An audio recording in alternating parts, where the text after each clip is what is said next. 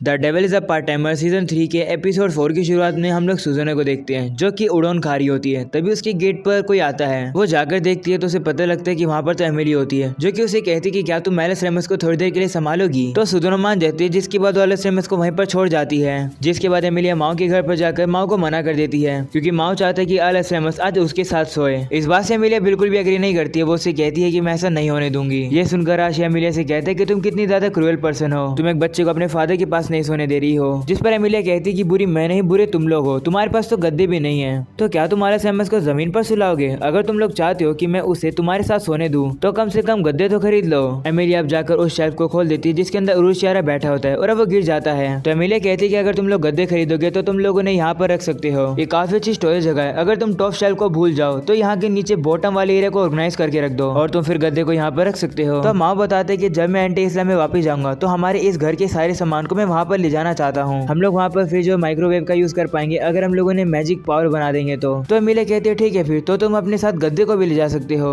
तो माँ कहते हैं नहीं ले जा सकते, एक बार सोच कर देखो, हम लोग डीमंस हैं, हम लोग इंसानों के साइज वाले गद्दों में कैसे दिखेंगे। ये बात सोचकर एमिलिया हंसने लगती है और कहती है कि काफी अजीब दिखोगे। उसे देखकर माँ कहते हैं कि हंसो मत, इसलिए हम लोग गद्दे नहीं खरीदना चाहते हैं और अगर हम लोग खरीद भी लेंगे तो हमारे पास पैसे नहीं है। तो एमिलिया कहते तो फिर तुम लोग विंटर्स में क्या करोगे? तो माँ कहते कि हम लोग काफी सारे लेयर्स के कपड़े पहन लेंगे और कोतेत्सु के अंदर आराम से सो जाएंगे। ये सुनकर एमिलिया कहती कि अगर तुम लोग ऐसा करोगे तो तुम लोग ठंड के मारे मर जाओगे। मुझे परवाह नहीं है कि तुम्हारे साथ क्या होगा, लेकिन एलिस रेमस मेरे लिए काफी इंपॉर्टेंट है, इसलिए मैं गद्दे खरीदने के लिए तुम लोग को आधे पैसे दे दूंगी और उसे खरीदने के लिए हम लोग साथ जाएंगे। ये सुनकर माँ खुश होता है और कहता है ठीक है। और अब अगले सीन में हम लोग देखते हैं एमिलिया अपने ऑफिस में होती है और सोच रही होती है कि उसने ऐसा क्यों कहा कि वो माँ के साथ जाएगी। जिसके बाद वो रीका से पूछती है कि क्या तुम्हें पता है कि मैं बच्चों के लिए गद्दे कहाँ खरीद सकती हूँ। ये सुनकर रीका शौक हो जाती है और कहती है कि तुम्हें उसकी क्या जरूरत है। तो एमिलिया कहती है कि क्या तुम्हें याद है मैं तुम्हें माँ के रिलेटिव के बारे में बताया था, वो कभी कभार मुझसे मिलने आती है और मेरे साथ सो जाती है, इसलिए मैं उसके लिए गद्दा खरीदना चाहती हूँ जिससे कि वो आराम से वहाँ सो सके। मैंने ऑनलाइन शॉपिंग पर ट्राई किया लेकिन ये बात एक बच्चे की है, तो मैं गद्दे को टच करके देखना चाहती हूँ कि वो सॉफ्ट है या फिर नहीं। ये सुनकर रीका कहती है अगर ऐसी बात है तो मुझे पता है कि तुम गद्दे कहाँ से खरीद सकती हो। और अब अगले सीन में हम लोग माँ को देखते हैं जो कि सोच रहा होता है कि आखिरकार वो गद्दे कहाँ से खरीद सकता है। तभी वहाँ पर चियो आ जाती है। वो माँ को परेशान देखकर कहती है कि क्या हुआ, सब कुछ ठीक तो है ना? जिस पर माँ कहते हैं नहीं कोई दिक्कत नहीं है। तभी अचानक से वहाँ पर उनका कोवर करा देता है जो कि उनके लिए गिफ्ट लाया है, जो कि वो अपने समर वेकेशन से लेकर आया है। वो बंदा एक गिफ्ट चियो के लिए भी लेकर आया है। माँ उस गिफ्ट को खोलकर देखता है और सरप्राइज हो जाता है ये देखकर कि उसके अंदर तो क्रोकोडाइल करी है। ये देखकर चियो उस बंदे से कहती कि क्या तुम अमेज़न के जंगल में गए थे जो ये लेकर आए हो। जिस पर वो बंदा उसकी कहते हैं नहीं ऐसी बात नहीं है। तो माँ को एमिलिया का एक मैसेज आता है जो कि उसे बताती है कि उसे एक गद्दे की दुकान मिल गई है। और अगले सीन में हम लोग देखते हैं रात हो जाती है। माँ इसी गद्दे की दुकान के बारे में आशा को बता रहा होता है और बताता है कि गद्दे खरीदने के लिए मैं और एमिलिया कल जाएंगे। और वहाँ पर सुजोना भी होती है। वो टेबल पर पड़ी हुई चीज को देखकर पूछती है कि ये क्या है। तो माँ बताता है कि ये मेरे कोवर्कर ने मुझे दिया है और ये क्रोकोडाइल मीट है। ये सुनकर सुजोना एक्साइटेड हो जाती है और कहती है कि इसका टेस्ट कैसा होगा। जिस पर माँ से कहते हैं कि तुम इतनी ज्यादा क्यूरियस हो तो तुम इसे ले सकती हो। तो सुजोना कहती है क्या सच्ची में? जिस पर माँ कहते हैं हाँ, वैसे भी ये एक पर्सन के लिए है और हम लोग 3 लोग हैं, इसलिए हम लोग इसे डिवाइड नहीं कर सकते हैं। ये सुनकर आशा माँ से कहते हैं कि आप इसे कैसे दे सकते हो, खाना हमारे लिए काफी ज्यादा प्रेशियस है। तो माँ से कहते हैं कि हमें ये सुजोना को दे देना चाहिए क्योंकि वैसे भी वो हमारी हेल्प कर रही है। क्या तुम भूल गए हो कि एलिस रेमस एमिलिया की सोड के साथ फ्यूज हो गई है? इसका मतलब है कि एमिलिया को एलिस रेमस के आसपास ही रहना होगा और जबकि एलिस रेमस हमारे साथ रहने वाली है इसलिए एमिलिया दूर नहीं जा सकती है। ये सुनकर सुजोना कहती है कि इसका बेस्ट सोल्यूशन यही है कि आशा और उरुशियारा मेरे अपार्टमेंट में सोएंगे। तो माँ कहते हैं हाँ तुम हमारी हेल्प कर रही हो इसलिए तुम इस क्रोकोडाइल मीट को रख सकती हो। और अब अगले सीन में हम लोग देखते हैं सुजोना अपने रूम में आ जाती है जहाँ पर वो उसी क्रोकोडाइल मीट को बनाने लगती है। वो उसे बनाने के बाद अब टेबल पर बैठ जाती है उसे खाने के लिए। और अब सीन शिफ्ट होता है जहाँ पर हम लोग एमिलिया, एलिस रेमस और माँ को देखते हैं जो कि ट्रेन में बैठे होते हैं और वो शॉपिंग करने के लिए जा रहे होते हैं। तभी एलिस रेमस को मैकडॉनल्ड्स का एक पोस्टर दिखता है और वो कहते हैं कि मुझे वहाँ पर जाकर खाना खाना है। जिस पर एमिलिया कहती है कि तुम वहाँ नहीं जा सकती हो क्योंकि तुम अभी छोटी हो। तभी अचानक से ट्रेन में एक झटका आ जाता है जिसके से एलिस रेमस का सर शीशे के जाकर भिड़ जाता है और अब वो रोने लगती है। तो अब माँ जल्दी से पकड़कर उसे चुप कराने लगता है। जिसके बाद वो फाइनली स्टेशन पर पहुंच जाते हैं जहाँ पर एलिस रेमस सो जाती है। उसे सोता हुआ देखकर माँ और एमिलिया काफी ज्यादा खुश होते हैं। तभी अचानक से एमिलिया शर्मा जाती है क्योंकि उसे रियलाइज होता है कि वो और माँ एक मैरिड कपल की तरह एक्ट कर रहे हैं। वहीं अब दूसरी तरफ हम लोग आशिया को देखते हैं जो कि स्टोरेज रूम को साफ कर देता है। तो उरुशियारा से पूछते हैं कि क्या हम लोग सही में सुजोना के रूम में सोने वाले हैं। तो आशिया कहते हैं कि मैं भी ऐसा नहीं चाहता हूँ लेकिन एलिस रेमस ऐसा चाहती है तो हमें सोना पड़ेगा।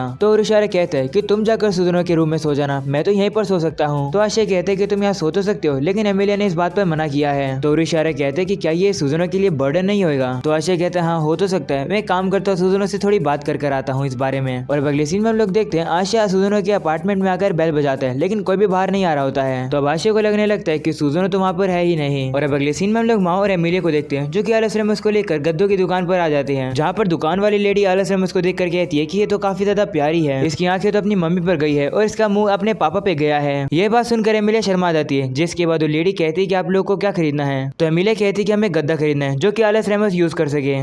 तो अब वो लेडी उन लोग को 2 गद्दे दिखाती है। उन गद्दों के ऊपर स्टफ एनिमल बने हुए हैं जिन पर बच्चे आराम से सो सकते हैं और इसका प्राइस है 29,800 येन। और अब वो दूसरे गद्दे का प्राइस बताती है जो कि होता है 45,800 येन। ये सुनकर माँ काफी ज्यादा शौक हो जाता है और कहते हैं कि ये तो काफी ज्यादा महंगे हैं। और अगली सीन में हम लोग आशिया को देखते हैं, वो कहने लगते हैं कि मैंने काफी बार डोर नॉक किया है लेकिन सुजोनो तो जवाब ही नहीं दे रही है। तो रुशियारा कहते हैं कि कहीं वो भाग तो नहीं गई, शायद से वो चाहती होगी कि हम लोग उसके रूम में ना सोए। तो आशिया कहते हैं कि ऐसा नहीं हो सकता है क्योंकि उसने तो आइडिया दिया था वहाँ पर सोने का, जिस पर रुशियारा कहते हैं कि शायद से उसने अपना मन बदल लिया होगा। और हाँ, कल जब तुम शॉपिंग पर गए हुए थे तो वो यहाँ पर आके कुछ चीज छोड़ के गई है, जिसके बाद हम लोग को कल का सीन दिखाया जाता है जहाँ पर सुजोनो एक बॉक्स लेकर आती है और उरुशियारा को वो बॉक्स दे देती है और कहती है कि अब मुझे इसकी कोई जरूरत नहीं है। ये बात सुनकर आशिया उरुशियारा से कहती है कि क्या तुम मुझे ये पहले नहीं बता सकते थे। वो अब जाकर उस बॉक्स को खोलता है और देखते हैं कि उसके अंदर तो उड़ोन होते हैं जो कि सुजोनो के फेवरेट हैं। ये देखकर आशिया शौक हो जाता है और कहते हैं कि आखिरकार सुजोनो अपने उड़ोन कैसे छोड़ सकती है। और अगले सीन में हम लोग माँ और एमिली को देखते हैं जो कि अब एक नई दुकान पर आ जाते हैं क्योंकि इस दुकान पर सामान थोड़ा सस्ता मिलता है। जिसके बाद वो लोग आगे चल रहे होते हैं तभी माँ को एक स्टेयर केस दिखता है। वो आलस रेमस को कहता है कि एमिलिया को कस के पकड़ लो, जिसके बाद अब वो आलस रेमस को कुदा देता है। इस केस से आलस रेमस को काफी मजा आ जाता है। और अगले सीन में हम लोग देखते हैं कि वो लोग अब लंच ब्रेक के लिए जाते हैं। उन लोग को आलस रेमस के खाने के लायक कुछ अच्छा मिल ही नहीं रहा होता है, जिसके बाद एमिलिया माँ से कहती है कि क्या तुम्हारे पास खाने के लिए पैसे हैं। तो माँ कहते हैं हाँ मेरे पास कुछ पैसे हैं, आशिया ने मुझे 300 येन दिए हैं। तो माँ अब कहते हैं कि चलो हम लोग मैकडॉनल्ड्स में चलते हैं, वहाँ का खाना थोड़ा अफोर्डेबल है और आलस रेमस को वहाँ का खाना टेस्ट करने देते हैं। जिसके बाद हम लोग आशिया को देखते हैं, वो सोचने लगता है कि आखिरकार सुजोनो ने ये उड़ोन क्यों छोड़ दिए हैं, क्या वो किसी बड़ी ट्रिप पर गई है। तभी उरुशियारा कहते हैं कि शायद से वो उड़ोन वर्ल्ड में गई है। ये सुनकर आशिया उसे कहता है कि क्या जापान में ऐसी भी कोई जगह है। माओ गद्दा खरीदने के लिए गए हुए हैं ताकि वो फैमिली टाइम बना सके, लेकिन अगर सुजोनो रात तक नहीं आई तो वो आलस रेमस के साथ नहीं सो पाएंगे। तभी उरुशियारा कहते हैं कि यहाँ पर काफी सारे अपार्टमेंट खाली है, क्यों ना हम लोग उन्हीं में चले। तो आशिया कहते हैं कि आइडिया तो अच्छा है लेकिन हम लोग को इसके लिए लैंडलेडी की परमिशन लेनी होगी। आशिया लैंडलेडी को याद करता है और कहते हैं नहीं, मैं उसे परमिशन नहीं ले पाऊंगा।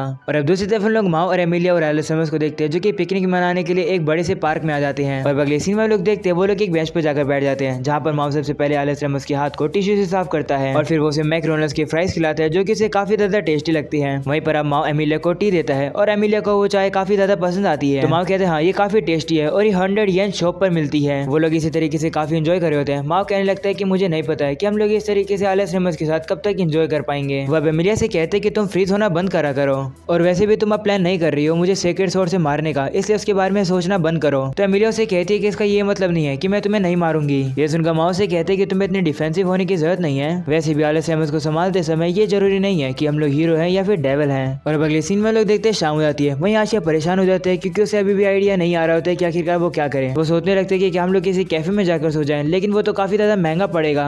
आशिया कहते हैं कि मुझे पता है कि इस मुसीबत से हमें कौन बचा सकता है। और अगले सीन में लोग देखते हैं आलस रेमस और माओ दोनों सो रहे होते हैं, लेकिन माओ तो एमिलिया के कंधे पर सो जाते हैं, जिसकी वजह से वो शर्माने लगती है। और अब ट्रेन से निकलने के बाद एमिलिया माओ पर काफी गुस्सा होती है और कहती है कि तुम्हारी हिम्मत कैसे हुई, तुम काफी समय से ट्रेन के अंदर मेरे कंधे पर ही सो रहे थे। हमें देखकर एक ओल्ड लेडी ने कहा कि हम लोग काफी ज्यादा स्वीट कपल हैं। ये सुनकर मेरी काफी ज्यादा बेइज्जती हो गई। तभी अचानक से हम लोग देखते हैं वहाँ पर चियो आ जाती है। वो उन लोगों से पूछते हैं कि तुम लोग यहाँ पर क्या कर रहे हो। तभी आलस रेमस की नींद उड़ जाती है। तब चियो उसके पास आकर कहते हैं कि तुम कहाँ गई थी। तो वो चियो को बताती है कि वो आज अपने मम्मी और पापा यानी एमिलिया और माओ के साथ पिकनिक पे गई थी और आज मैं उन्हीं के साथ सोने वाली हूँ। हम लोगों ने गद्दा भी खरीदा है। ये सुनकर चियो को काफी ज्यादा शौक लगता है कि एमिलिया आज माओ के साथ सोने वाली है। वो काफी ओवरथिंकिंग करने लगती है और बेहोश होकर गिर जाती है। तो माओ उसके पास आता है और कहते हैं कि जैसे तुम सोच रही हो वैसा नहीं है। वहीं पर ये सब देखकर आलस रेमस भी काफी जोर जोर से रोने लगती है। तभी यहाँ पर आशिया आ जाता है और वो देखता है कि यहाँ तो माओ और एमिलिया है और यहाँ पर शोर हो रहा है। वो आगे जाकर पूछता है कि यहाँ क्या हो रहा है, सब कुछ ठीक तो है ना। और अगले सीन में लोग देखते हैं वो बाहर आ जाते हैं और उनके बीच की लड़ाई खत्म हो जाती है। वहीं चियो कहती है माफ कर दो, मैं बस ओवर थिंकिंग कर रही थी। तो तुम लोग को गद्दा आलस रेमस के लिए खरीदना है।